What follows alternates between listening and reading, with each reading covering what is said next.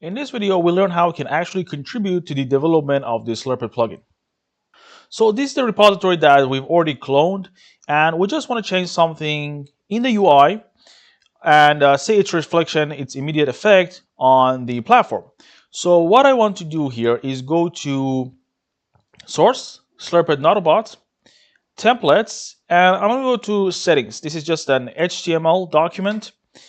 And I will look for data tabs. So this is basically the tab that you will see in the plugin section where it takes you to the data tabs section.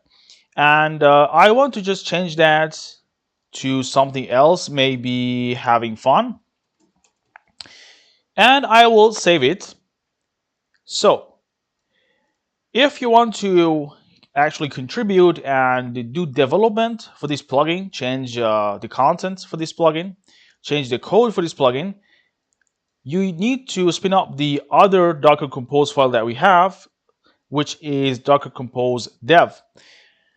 By default, if you say Docker Compose up, it will take this Docker Compose file and bring up the containers. But the fact is that if you do that, you're not gonna see the changes in the platform, in the UI. So instead, we want to say Docker Compose dev instead. And the way we do that here is say we need to be the same directory. So if I do ls, you will see that this is present here. So I'm going to say Docker Compose, and this is the command Docker Compose f for file, and I will point to this Docker Compose file instead, up-d --build, just like the normal command. But the difference is that we refer to this compose file. So I am going to try to build that, and I'm going to pause the video and come back. The containers are started, and I will go to browser, refresh, go to the plugin, settings, and you see that we have having fun here instead of data tabs. And if I want to change that to data tabs again or make any changes in the plugin, the interesting thing is that I don't need to restart the backend engine. I just have to refresh the page. So I'm going to go back to editor and here change that to data tabs one more time, data tabs, save it, go here,